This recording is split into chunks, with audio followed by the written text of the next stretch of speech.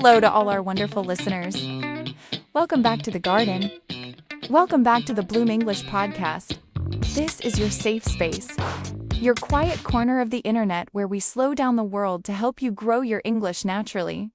I'm Sophia. And I'm Oliver. It is so good to be here with you today. You know, Sophia, I always look forward to these recording sessions. It feels like taking a deep breath after a long week of running around. It really does. And I hope our listeners feel that too. Whether you are drinking your morning tea, walking your dog, or maybe you are on a crowded bus right now, we are happy you invited us into your ears. We are, Sophia. Before we dive into our topic today, I have to do a little weather check. Not the weather outside, I don't care if it's raining or sunny. I want to know about the weather inside your head. That is a beautiful question. The internal weather. Exactly. Is it sunny in there? Is it a storm?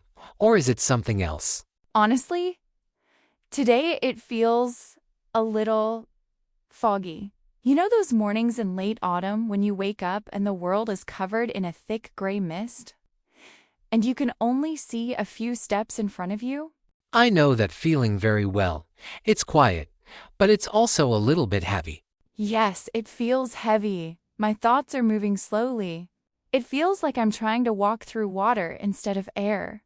Walking through water, that is such a vivid image. And you know, Sophia, I think that feeling, that slow, heavy, foggy feeling is exactly what many of our listeners experience when they try to speak English. You are so right. We hear this all the time from students. They say, I understand everything when I listen. My mind is clear. But the moment I open my mouth to speak, the fog rolls in. The fog rolls in. Suddenly, the words disappear, the grammar rules get tangled, and the mind, which was so fast a minute ago, becomes incredibly slow. This is what we call the translation trap. The translation trap. Let's define that for everyone. It's that painful moment when someone asks you a simple question. Maybe they ask, "Hey, what did you do this weekend?" A simple question. The simplest question, but your brain doesn't just answer. Instead, your brain stops. It freezes. You immediately write a perfect sentence in your native language inside your head. And then the hard work begins. You act like a translator. You take that sentence from your native language and you try to convert it word for word into English. You are checking the verb tense. You are looking for the preposition. You are worrying about the pronunciation. And while you are doing all that work inside your head, what is happening outside? Silence, awkward silence. 5 seconds pass, 6 seconds. The other person is just looking at you, waiting. And that brings the panic. Your heart starts beating faster. Your palms get sweaty. You feel the pressure building up. And because you are panicked, you abandon your complex sentence. You just give up and say it was good. Oh, it was good. The classic safety phrase. We have all been there.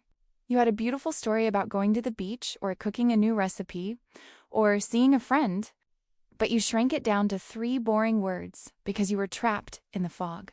It's tragic, really. We lose so much connection because of this trap. So today, we are going to talk about how to clear that fog. We are going to explore why we do this and how to stop translating so you can finally start thinking and feeling in English. We want to help you move from a noisy mind to a flowing mind. Just a reminder, this is a B1 level episode. We are going to move slowly. If you miss a word here or there, please don't stop. Just let the conversation flow over you like water. And if you are ready to let go of the translation habit and let your English bloom, please click that like button. It tells us that you enjoy this calm, gentle way of learning. Okay, Sophia, to understand this problem, I think we need a story. You always have the best stories from your teaching days. Do you have one about a student who was stuck in this trap? I do. I am thinking of a student named Elena. Elena was from Spain. And Oliver, she was brilliant. She was an architect in her own country. She was smart, funny, and sharp. So she had a lot of good ideas. Too many ideas. In her native language, she was eloquent. But in English class, she suffered. And I use that word carefully. She truly suffered. What did that look like? I would ask her a question about an article we read. Something deep, like, Alina, do you think technology is making us lonely? And I would see it happen. Her eyes would look up and to the left.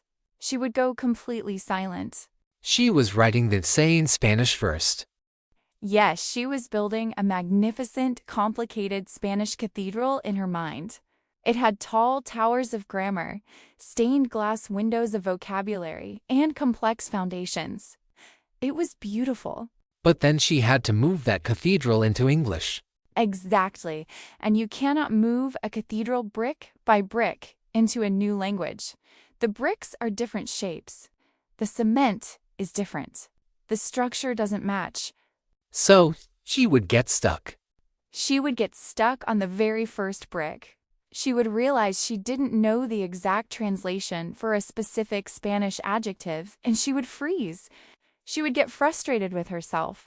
And eventually, after 10 seconds of silence, she would just shake her head and say, I don't know.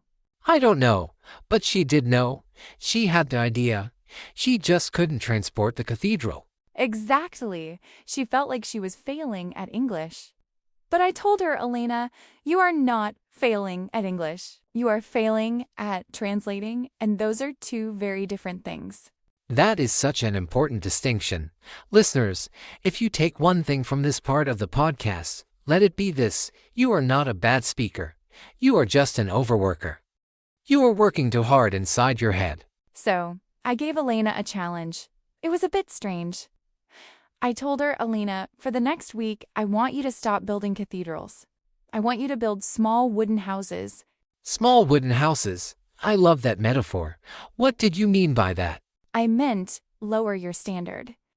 If you have a complex thought like, I was completely overwhelmed by the sheer magnitude of the project, but you can't translate it, don't say nothing. Build a wooden house instead. Say, the work was very big.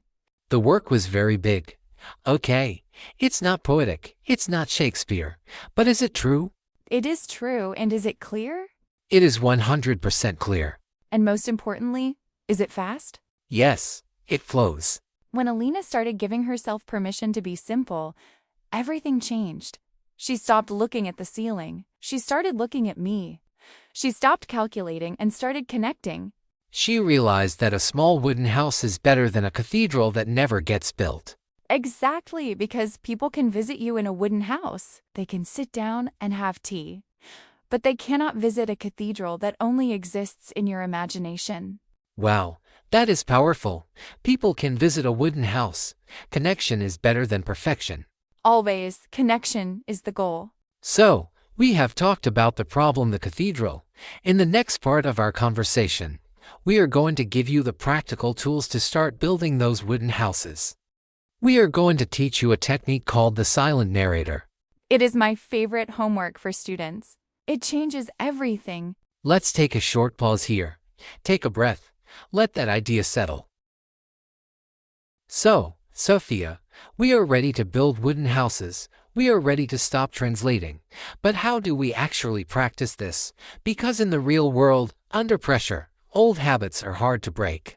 They are, but I have a secret weapon. It is a technique I call the silent narrator. The silent narrator. That sounds mysterious.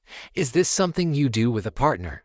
No, that is the best part. You do this completely alone. You can do it while washing the dishes, walking to the bus stop, or brushing your teeth. It is a private practice. How does it work? It is very simple. You simply narrate your life in your head using the English you already have. And this is the golden rule. You are not allowed to use your native language. Okay, can you give us an example? Let's say you are making coffee in the morning. What is happening in your head? Okay, if I am the silent narrator, I am thinking this. I am walking to the kitchen. I feel tired. Where is the cup? Here is the cup. The cup is white. I pour the water. The water is hot. It smells good. That sounds incredibly simple, almost like a child's book. It is meant to be simple. That is the whole point. You are training your brain to look at an object like the cup, immediately think the word cup. You are skipping the step of thinking taza or toss or chashka, and then translating it. I see. You are building a direct highway in your brain, a highway from the object to the English word. Exactly. Right now, most learners have a dirt road to English. It is slow and bumpy. By doing this simple narration for just 5 minutes a day, you pave that road. You turn it into a highway. And because you are doing it silently, you don't feel embarrassed. No one can hear if you make a grammar mistake. Precisely. It is a safe space. And you will notice something amazing after a few days. You will start to feel faster. When someone asks you, "How are you?" the words will just appear. That leads to a concept we mentioned earlier, automaticity. Yes, automaticity. It means your brain doesn't have to work to find the word. It's like driving a car. You don't think foot on brake. You just stop.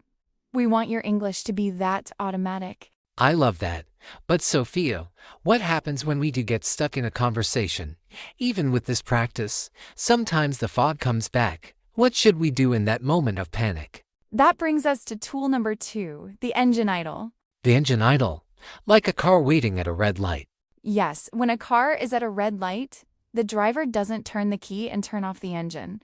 They leave the engine running. It makes a low sound. Vroom, vroom.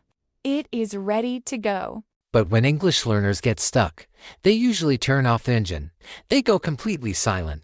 And when you go silent, your brain switches back to your native language to find the answer. You have to restart the whole car? So, how do we keep the engine running? We use filler words. These are the sounds native speakers make when they are thinking. Sounds like, let me see. Or actually, I think students are often afraid to use these. They think it sounds unprofessional. oh, not at all. It sounds natural. If I ask you a hard question, Oliver, and you sit in silence with a frozen face, that feels uncomfortable. But if you say, let me see, that is a good question. It feels like a conversation. It buys you time. It gives your brain 3 or 4 extra seconds to find the word without breaking the English flow. So, don't be afraid to say or let me think. It keeps you safe from the translation trap. Exactly. So, those are your tools. Be the silent narrator for 5 minutes a day. And when you speak, keep the engine idling. Simple steps, but they lead to big changes. Now, Sophia, I think it is time to slow down our pace even more.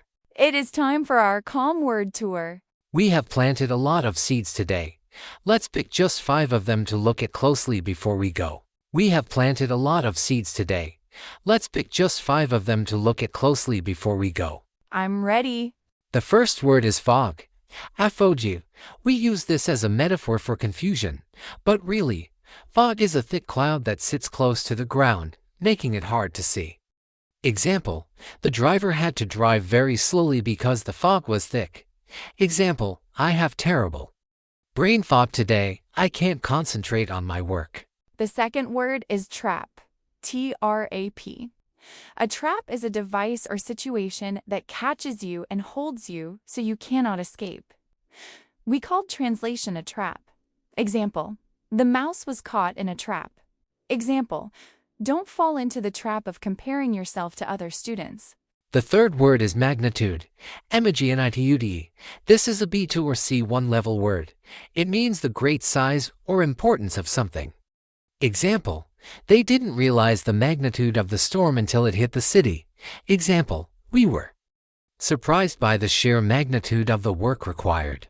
The fourth word is automaticity. A-U-T-O-M-A-T-I-C-I-T-Y. This is a technical word but very useful for learning. It is the ability to do something without thinking about the details. It becomes a habit. Example, after years of practice, driving became a skill of automaticity for him.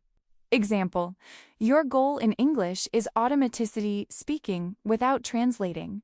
And our final word is narrate. And dash a dash or dash or dash a dash t dash e dot to narrate means to tell a story or describe events as they are happening. Example, the documentary was narrated by a famous actor with a deep voice.